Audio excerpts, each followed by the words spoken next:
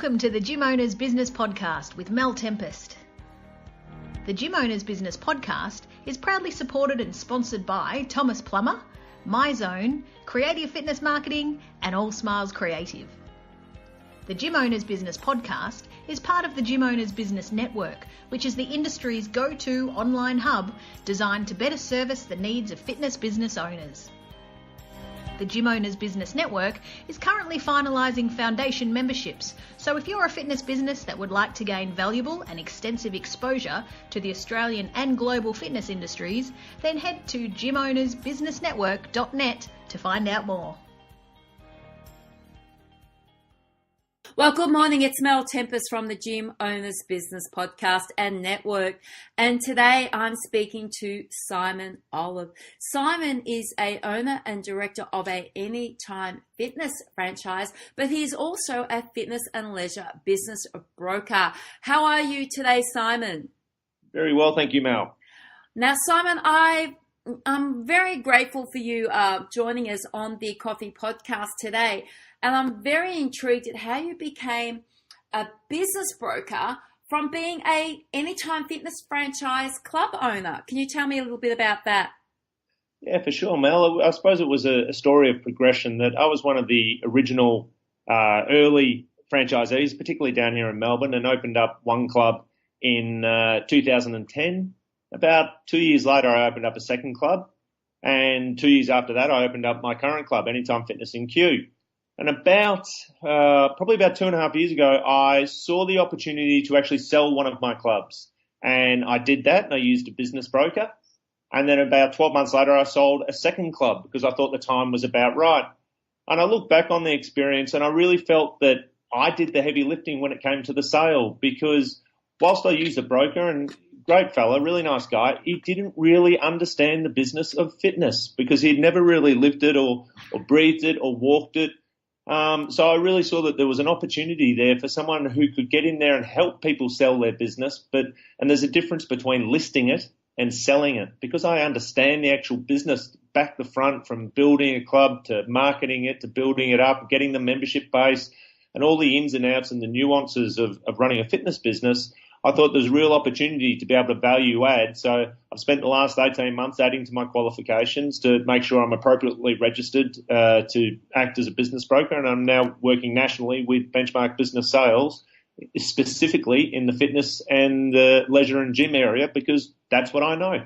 And I find that a very exciting transition from club owner, even though you still own a Anytime Fitness franchise, but from club owner to being a business broker, especially in the industry that you're passionate about. You'll meet and speak to people all day long, and the common factor is that you're both passionate about the fitness industry, and so the advice that you're giving them is in the now time advice, and it's accurate. And what I wanted to do with our coffee podcast today was just ask you some very basic questions.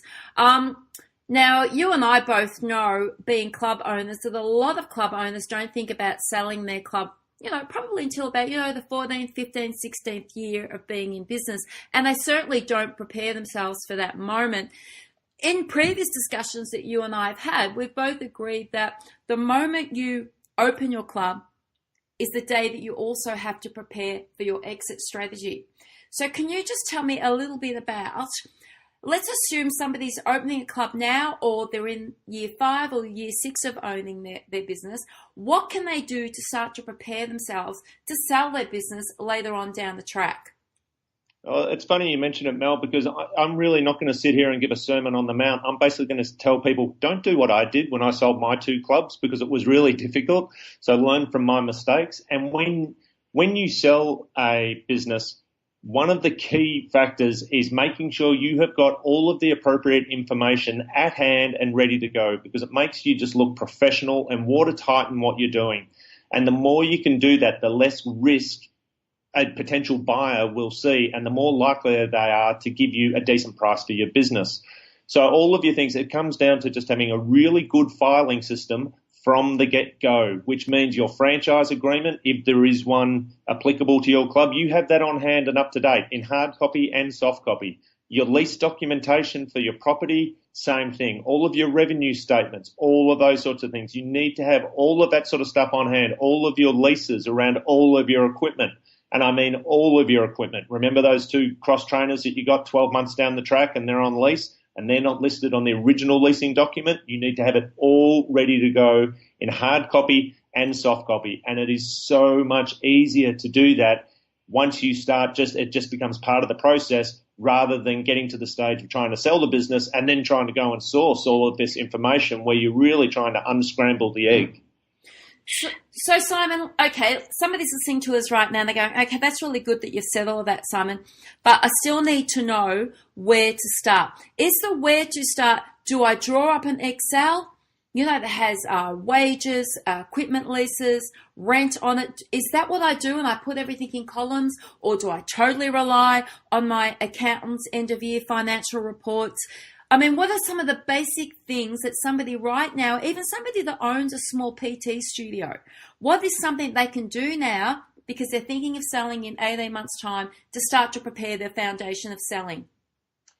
Well, one thing I would suggest to people who are looking to sell in 18 months, that cash component of your business, which I'm sure every gym owner banks religiously because they're good corporate citizens, do it. Absolutely do it. And you're right. What I actually send out to prospective clients of mine is a very quick snapshot based in Excel with about 8 different line items in it. Show me your revenue, show me your rent, show me your expenses, and it's their probably top 10 biggest expenses. So someone can put that into a spreadsheet and then assume that someone is going to point at all of those figures and say, prove it, and make sure you've got the documentation that can back up all of that revenue or all of those expenses. Okay, so let's assume most things that when somebody's purchasing a club, they look at is rent. Okay, yep. Now the majority of club owners are renting their space. So let's just give a hypothetical here. Let's say a club has a turnover of, we'll go for a small club, 500,000. Okay, sure. That's their turnover. What percentage as a buyer of that club should I be looking at to pay in rent? 10%, 15%, 20%? What is something that's on average? What would alert me to, hey, the rent for that building or that business is too high? You do have a look at all of this, and it does vary a little bit as well from your metro clubs out to your regional clubs, because your regional clubs will have much lower rent than you will in a high-profile metro area. But sometimes then their revenues can reflect that. But as long as it's all relative to income and expenses, then you're looking fine. If you're looking in a metro region, you could possibly be looking at your rent being around about 18 to 21% of your revenue is a reasonable sort of indication. If you're doing that, you're traveling along pretty well. And typically, your rent will be somewhere between 25% to 30% of your expenses. All right, so that's the rent. What about marketing? Because you're a club owner, so you understand these questions that I'm asking you. What sort of percentage are we looking at for marketing? What sort of percentage are we looking at for staff, wages? Well, okay, they're two separate ones there, and a really good question, because I think if you're looking at your marketing, you probably want to be running at about 5 to 7% of your turnover in marketing. Now, whether that is above the line advertising, TV, radio, newspapers, that sort of thing, or whether it's sponsoring the local footy club and netball club, and I cannot stress the importance of that enough, of getting feet on the ground in your local community so that people have a face to put to the name of the club. Absolutely critical if you're looking to drive in local traffic. The other one that you mentioned there, wages, I find it an interesting one. It typically is one of the first expenses that owners try to minimize as much as possible when it comes to, improving the bottom line. I think it's a false economy, because if you have a look at most decent clubs, wages should account for somewhere between 6 to 10% of your revenue. But as soon as you start cutting back on wages, that impacts the service standards that your customers and your members feel, and that will flow on to revenue. So it's one of the most critical ones. Find somewhere else to save some money before you start cutting back on staff, because once you start cutting back on staff, you get yourself into a bit of a negative spiral where you've got fewer staff trying to do more. It negatively impacts the service experience that your members feel.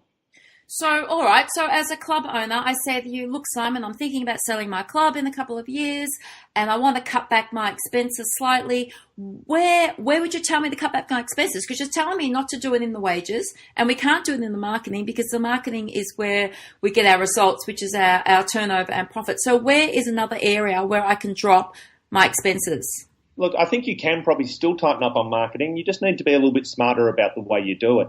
And what you want to try and avoid to do as much as possible is actually with sponsorships is get out hard folding cash and having to give away cash. But that doesn't mean you can't give away some services. You can't give away maybe 3-4 months memberships to the local footy club that they can raffle off or auction off or something like that, which in truth doesn't actually cost you that much out of pocket expenses.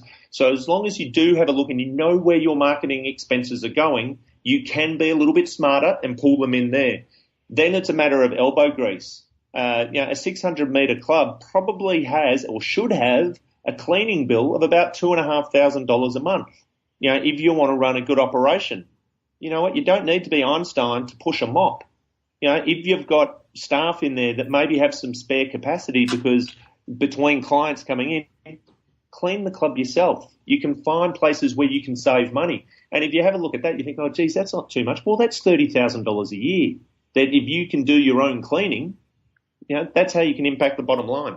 I mean, Simon, you've seen the size of our club when you came down the other week to have a look at it, and you know that that club's a pretty large club, and we as a team, we clean that club. We certainly don't get cleaners in to clean it because I prefer to put the money into other areas. And you're right, in the downtime, that's what the staff should be doing, irrespective of their qualification or their status in the club. Everybody should be cleaning. Let me ask you something else. So here I am, I'm a club owner, I'm thinking about selling. What is the biggest mistake that you see consistently when gym owners come to you and say, Simon, I want to sell my club? Two things. One, and it's human nature. One is their expectations are too high because they have grown this business up from its very small stages. It's their baby, it's their passion. But unfortunately, buyers don't necessarily look at it that way. And they've got annoying things called lawyers and accountants who are very dispassionate and just look at it cold, hard, clinical numbers. So sometimes we do have to readjust people's expectations. And I've got no problem saying to people, my job, if I'm going to be good as a business broker, is to tell people what they need to hear. And that may not be what they want to hear. But if I'm not telling them what they need to hear, I'm not doing my job properly. The other big mistake that they make, and this is not isolated to gym owners, is people wait too long to get out. If we're going to make a mistake selling a business, let's make the mistake of getting out 12 months too early, not 2 months too late. So you don't want to go over the crest of the hill where all of a sudden there's a reason why you want to sell and it's impacted revenue and it's impacted membership numbers, because a potential buyer will analyse your figures and work that out. You want to sell your business with some blue sky where a new owner can take the business. I agree with that, Simon. Let's take a step back and just discuss the figures again. You've said that 18 to 21% of turnover should be allocated to rent, 5 to 7% of the turnover to marketing, and 6 to 10% of the income should be allocated to wages. There's some fairly low numbers there. Do you think that club owners are actually spending a lot more on wages and a lot more on marketing, and this is what's turning off prospective buyers? Well, I can tell you, I haven't got too much to hide. I'm sitting here looking at a spreadsheet of how I run my club, and those figures reflect exactly what we're doing here. That is one thing that prospective buyers will have a look at the figures. If there is an owner working in the club and not paying himself a wage, a smart accountant will pick up on that. And it's not too hard to work out, because all you have to do is have a look at the hours that the club is opened and work out how many man hours are required, multiply it by the hourly wage, and if those figures don't correlate and don't match up, again, a red flag of risk is going to go up, and that's not healthy in the effort of trying to sell the business. All right. So can I go into another area of conversation? We've discussed rent. Sure. To me, once you get into a building as a club owner, you should really be thinking about purchasing a building and setting it up as superannuation. That's what we've done in our club. And I strongly encourage club owners to do this. Is this something that you think is a good idea yourself? I need to be careful here because this is going into the area of financial planning, which I'm not qualified to talk to. And I understand that. But what my point is, let's assume that I'm going to sell my business in 12 to 18 months' time, and I'm sure people are wondering why you were down in my club. But now that I own my building, I now become the landlord. Yep. So I would assume, or I would think, that selling my business while it's on a high and getting out early, it's attractive for me to then become the landlord. So I understand and appreciate that you're not a financial planner, but do you think that this is something that perhaps when people are opening a business that they should consider within a certain time span looking at buying the property? I certainly wouldn't rule it out. It gives you, it does give you a lot more to either progress forward with or to fall back with. It gives you a lot more control over the big picture. I suppose the downside is if there's a problem with the building, there's no one to blame but yourself. But what I definitely advise people in that situation is go and have a chat to your accountant. I suppose on that, if I was going to, having just discussed expenses, if there's one expense or two expenses, I would never query about or try and go and get the cheapest person available. Go and get the best accountant and go and get the best lawyer, because they are the two of the most critical people you can possibly have. And be prepared to pay for them. They are the absolute quarterbacks of your business.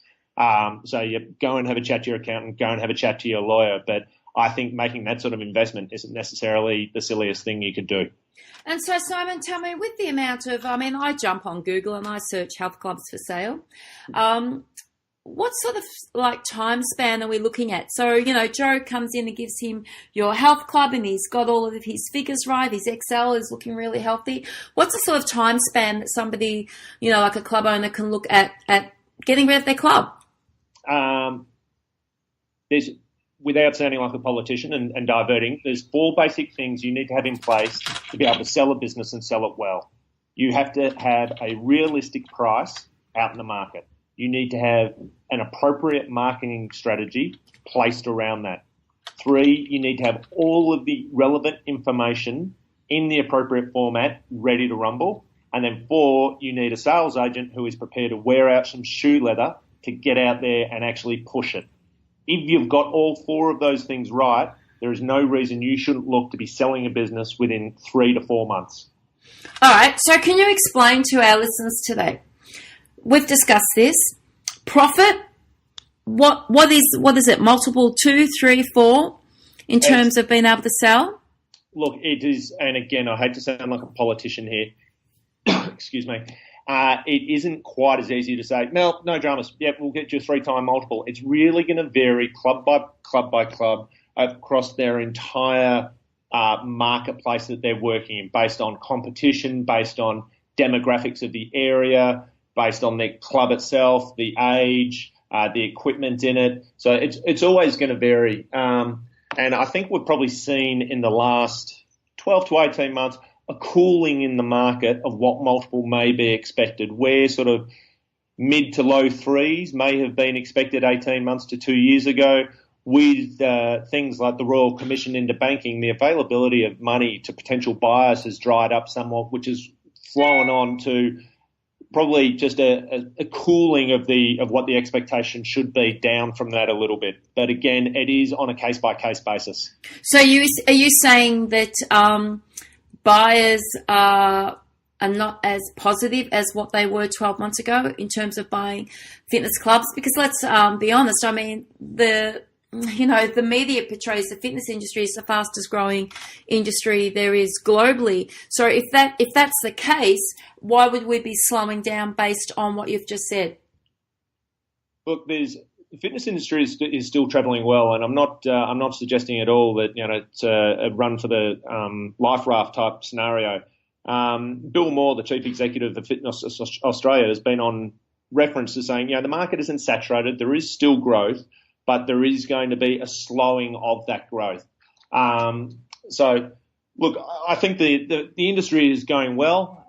There's obviously been a large shift over the last 5 or 6 or 7 years, and I've been a part of that, being part of the Anytime Fitness franchise, with the 24/7 gyms coming in and being a major disruptor to the industry, away from having fewer small big box type gyms to a lot more smaller, convenience based, out in the suburbs, smaller clubs. I personally disagree with Bill on that. I think that there is a saturation in the marketplace, and I think that's because we're a self-regulated industry, and people are pretty much able to go off and do a course, open up a business and do as they please. But that is another podcast. So why am I not surprised, Mel? Look. Anyway, let's move on from that. So tell me, give me 3 tips that somebody that's contemplating on selling their fitness business now, what are 3 tips, irrespective of the size of their business, whether it's a large, commercial club, say 1,800 to 2,000 square meters, right down to a young person who's opened up a PT studio, he's had it opened up for 18 months, he's realized this is too difficult. What are 3 tips to help them sell their business? Okay, the first one is clean up your books. Telling someone that there's a whole heap of cash available and they can get it. If you can't demonstrate that, they're not interested. It didn't exist. So it means every cent must be banked. Like I said, the accountants and the bankers are really good at sniffing out dodginess. And that's one of the things with me being in the industry as well as a business broker. I will not present figures with any dodginess in it, because it's self-defeating, other than being unethical. The other thing I would suggest to business owners, and this isn't fitness industry specific, but you should probably be spending 95% of your time with your head down inside the 4 walls of your business, making sure it is running as well as it possibly can, that the place is spotlessly clean, that there's a great service experience, there's a great culture in your gym and all those sorts of things. But still spend 5% of your time looking up outside the 4 walls of your business to have a look at what the market and what the environment outside your club is doing, because that can dictate when you might sell, or alternatively, when you don't sell. And I've got 2 really nice little case studies that I've come across here. We had one club that was sold where the club was absolutely humming along, had about 1,300 members and making really good money. There was a university down the road providing a never-ending stream of prospects, and the owner sold it. And they said to him, "Why did you sell it?" And he said, "Well, I was absolutely kicking goals. We were flying along. We were making really good money, but I was surrounded by empty commercial real estate. And the situation could change overnight." So he sold it, got a great result, and now 18 months after the sale, there's 2 other 24/7 clubs within 100 metres of his clubs. So you look at that and you go, what a brilliant time to sell. He could have held on for that extra 12 months and waited until those clubs opened and then sold. But a new owner would have seen that coming. He wouldn't have got the same price.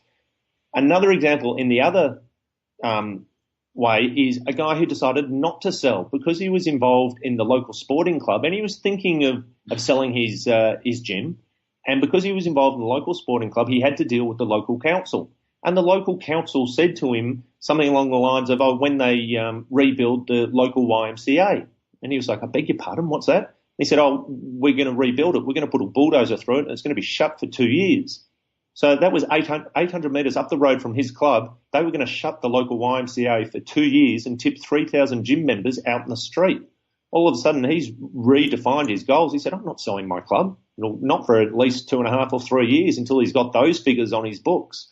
So that's probably one of the biggest piece of advice I can give to people is, whilst you need to look after your business and your club and drive it as best you possibly can, make sure you spend 5% of your time being aware of what is going on in the surrounding market and in the surrounding community that basically supports your fitness club. That's some fantastic advice there, Simon. And I certainly do agree with focus on your business, but know what others are doing. I do have one more question, if you don't mind, before we close our podcast today. And when somebody's looking at purchasing a club, and they're obviously looking at the figures, one of the things that they do look at is long-term staff and their entitlements. Now, can you just explain to our listeners about people that have been working for, say, a club owner for 10 years and the long service leave entitlement is coming up? Will a buyer look at that? Yeah, and it's one of those things where you don't try to hide it. So let's say, for argument's sake, I'm selling a business. You've been working for me for so long and I owe you $20 in long service leave. I have to pay that out. So whether, I give the $20 to the new buyer and they then take on those long service entitlements, or we reduce the sale price to accommodate that as well. It's one way or the other. It just needs to be recognised. It's one of a few different adjustments you will make at settlement. Another one is paid in full memberships. So if I've got someone who, and let's keep the arithmetic easy, has paid $364 for a 12-month membership, and we're 6 months through it, well, I've collected $365, but in truth, only half of that is mine because the other half of the membership still needs to be provided by the new owner. So you make those adjustments as well. And I suppose they're the sort of things where I can add some value. Being in industry, I understand what it's all about and how to work out those adjustments. And also making sure that your superannuation is up to date and all of your ATO, of course. Oh, well, if there's one lesson I could pass along that my accountants drilled into me from the very, very get-go to say, Simon, if there is one bill you are going to be late paying, for the love of God, do not make it your superannuation payment. There is no quicker way to get the Australian Taxation Office's attention than don't pay your super. Yeah, I agree with that, Simon. Must pay your super. This has been a fantastic conversation, and I do hope that some of our listeners today have gotten a lot of tools out of it should they be thinking of selling their business in the near future. What I'm going to do with Simon's information is I'm going to drop it into the bottom of our podcast today, so you'll have Simon's email address and contact details. As I said at the start, Simon is a fitness and leisure business broker for Benchmark Business Sales. He's also a current director owner at Anytime Fitness. So he is a club owner who understands the fitness business industry. And I think that that's extremely important when we're making such big decisions in our business career. Simon, what's your mobile number should anybody wish to give you a call? Yeah, sure, Mel. It's 0459 023 750. All right. Thank you very much, Simon, for your time today. As I said, I'll be dropping Simon's details into the bottom of our podcast, and we'll chat soon. Thank you, Simon. Absolute pleasure, Mel. Thanks for having me.